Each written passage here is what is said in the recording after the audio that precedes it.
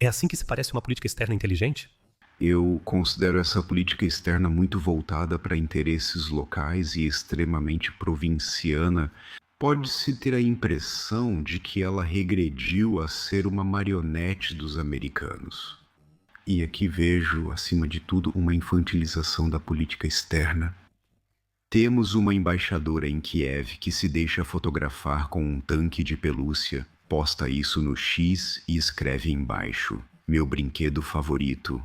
Uma ministra das Relações Exteriores que parece ter parado no nível da aquisição infantil da linguagem. E que me dá a impressão de ser movida mais pela busca de reconhecimento do que pelas realidades da política mundial. E por isso ela recebe o mesmo tratamento na China ou em outro lugar. Podemos nos alegrar que ela não seja mais levada a sério. Tudo isso mostra a regressão e a degeneração das elites políticas. Estamos sendo liderados pelo cartel dominante dos partidos por pessoas incapazes de prever as consequências de suas ações. Caso contrário, eles não falariam com tanta arrogância sobre o uso dos tauros ou passariam a discutir o risco de um confronto nuclear na Europa Central. Isso significaria, na verdade, a destruição completa da Alemanha e da Polônia pelos próximos 10 milhões de anos. Posso te dizer, os vivos invejarão os mortos. E tudo isso é ignorado pela política atual. Isso não é uma política responsável no sentido das pessoas na Alemanha. Ao contrário, aqui, 85 milhões de pessoas na Alemanha estão sendo feitas reféns por psicopatas e Razaneuren. Eu desejo a essas pessoas uma estadia na linha de frente, porque aí as brincadeiras acabam. Quando os próprios filhos deles tiverem que ir para a linha de frente, aí a conversa fiada acaba. Você citou a busca por reconhecimento dos políticos. Isso também explica alguém passar 30 anos na oposição? Prega a desmilitarização, prega a paz.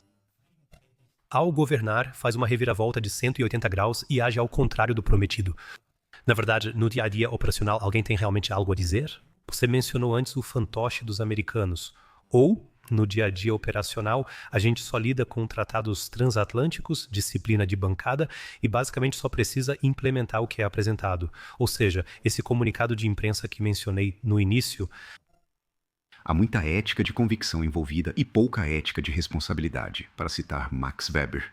E isso é uma diferença enorme. No nível pessoal, na minha opinião, trata-se de pessoas que são realmente movidas por ambição e desejo de reconhecimento, mas que não têm o alcance intelectual e o perfil necessários para ocupar os cargos que alcançaram. No entanto, elas chegam a esses cargos com o apoio de organizações transatlânticas. Permitam-me lembrar a iniciativa do chanceler alemão Gerhard Schröder, do presidente francês Jacques Chirac e do presidente russo Vladimir Putin em 2003 de não participar da guerra de agressão dos americanos contra o Iraque, que violava o direito internacional. Isso foi um sinal de alerta para as elites americanas, de controlar mais de perto os jovens acadêmicos europeus. E isso se faz com soft power, com bolsas de estudo, bolsas de doutorado, convites para congressos. O chefe do meu departamento na Faculdade de Mídia, Comunicação e Economia em Berlim, na área de política, também trilhou seu caminho através do John Marshall Fund e Annalena Baerbock pela organização Young Global Leaders. Outros pela Atlantic Brücke. Outras pessoas estão ligadas às fundações do bilionário George Soros. E é assim que se faz. E essas pessoas que saem de lá sabem que, na prática, terão melhores chances se alinharem com os americanos. A ex-diretora política do Ministério das Relações Exteriores, Thorven Bellmann, atual embaixadora da República Federal da Alemanha no Canadá, disse uma vez em uma conversa de bastidores que o relacionamento com Washington nunca foi tão bom. Sim, claro, se um manda e os outros obedecem, é mesmo um ótimo relacionamento. E na frase seguinte ela disse: não temos atualmente nenhum interesse em acabar com essa guerra. Foi muito interessante ouvir isso de uma alta funcionária do Ministério das Relações Exteriores. Obviamente, deixam centenas de milhares morrerem na Ucrânia de bom grado, o que, aos olhos dessas pessoas, serve aos interesses alemães. E eu digo isso também em direção aos mercenários da imprensa. Vocês têm sangue nas mãos. Talvez vocês não percebam, mas vocês têm sangue nas mãos. Quero ouvir as algemas fechando. Recentemente, li que uma boa política para refugiados precisa ser preventiva em relação à guerra e aos próprios refugiados. Você acabou de mencionar as guerras de agressão. Sobre as guerras de agressão, isso é... Bem, guerras em geral são o maior programa de criação de terroristas do mundo. Ou seja, nós destruímos as bases de subsistência dessas pessoas em seus próprios países. Esse é o terreno perfeito para radicais, ou seja, é o ambiente ideal para ideologias radicais. As pessoas precisam fugir, acabam mais cedo ou mais tarde em algum lugar na Alemanha, estão traumatizadas e cometem algum tipo de crime. E a AfD fica feliz por receber esse tipo de notícia, porque assim vai receber muito apoio. Como você descreveria de forma simples uma política externa inteligente? Que uma política externa inteligente deve ser preventiva em relação a guerras e à fuga de pessoas. Eu realmente considero isso uma frase sensata. Mas fazemos exatamente o contrário. O que estamos presenciando é a tentativa dos neoconservadores nos Estados Unidos, que penetraram na administração em Washington, de garantir ainda mais o domínio do hegemon por meio de operações de mudança de regime em todo o mundo, e manter um mundo unipolar ao estilo de Paul Wolfowitz e Zbigniew Brzezinski, como pensavam esses teóricos. O que estamos vendo agora é a continuação disso. No plano de mudança de regime estava o Afeganistão, que fracassou. No plano de mudança de regime estava o Iraque, um país em ruínas. No plano de mudança de regime estava a Líbia, um país em ruínas. No plano de mudança de regime estava a Síria. Os russos impediram isso ao intervir contra o Estado Islâmico. E o atual conselheiro de segurança da Casa Branca, Jake Sullivan, já disse anos atrás: o Estado Islâmico, eles não são os maus, eles são nossos parceiros, o Ocidente aliado aos islamistas. E como meu colega Seymour Hersh descobriu, ele foi abastecido pela linha de rato com armas vindas da Líbia. Também a Ucrânia. O economista Jeffrey Sachs, que conhece muito bem o leste europeu, aponta isso repetidamente.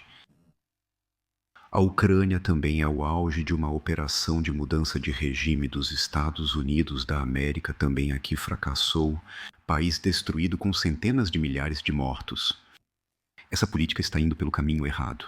E meu falecido conhecido Jonathan Shell, historiador americano, escreveu em seu livro O Mundo Inconquistável, ou seja, o mundo que não pode ser conquistado. Quem insiste nessa política de um mundo unipolar e de dominação global está preparando o palco para uma catástrofe, o mundo inconquistável. Acho que é na página 278. Não tenho mais tanta certeza, e isso é certo. E forças que buscam um mundo multipolar, lideradas pela Rússia e pela China, estão cada vez mais resistindo a isso. São muitos países que dizem: hoje são os russos, amanhã ele faz isso conosco, hoje ele faz isso com a Síria e amanhã estará batendo à nossa porta. Ou como vocês imaginam isso? E agora muitos desejam uma derrota para Washington e também desejam uma derrota para a Alemanha. Os tanques alemães na Ucrânia estão queimando, e os russos também anunciaram isso. Eu presenciei pessoalmente na minha visita.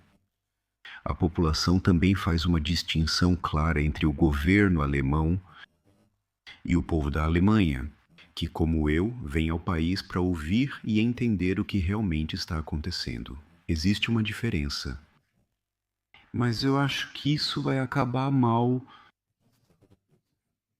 Especialmente a Ucrânia vai sofrer danos gravíssimos. É um país devastado, um país despovoado.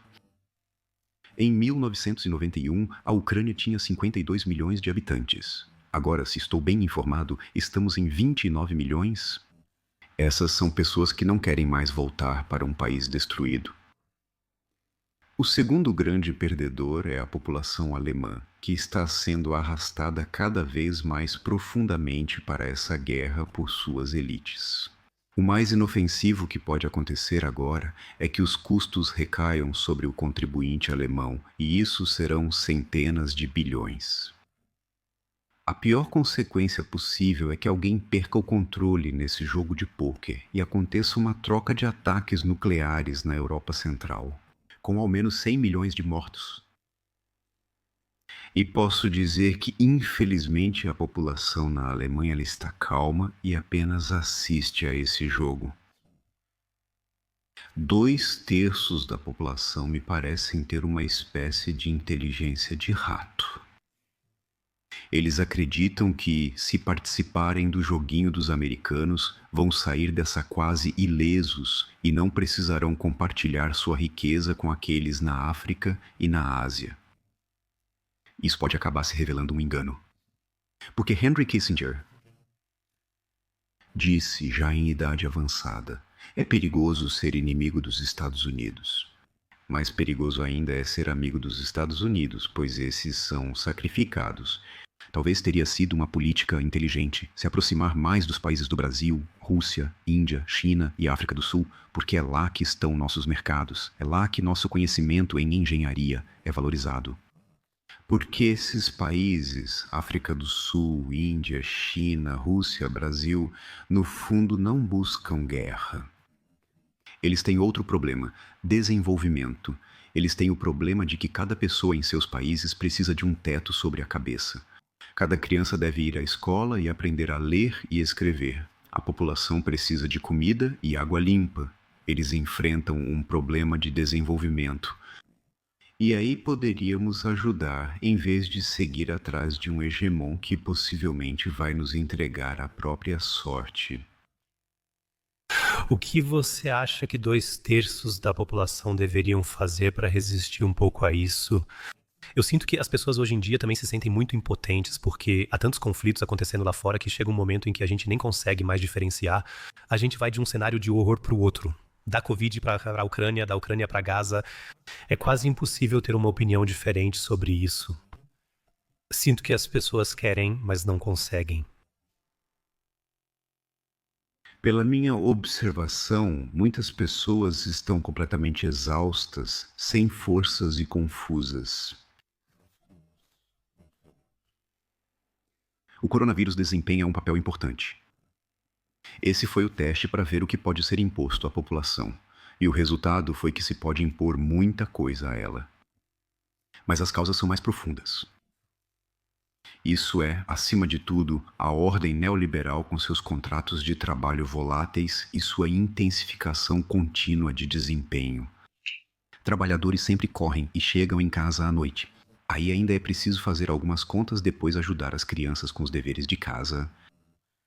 E aí já acabou o dia porque você cai na cama. Talvez ainda consiga assistir ao noticiário ou ao jornal da noite ou tomar uma garrafa de cerveja. E aí o dia acabou. Hoje falta tempo para se informar porque a gente está preso nessa rotina.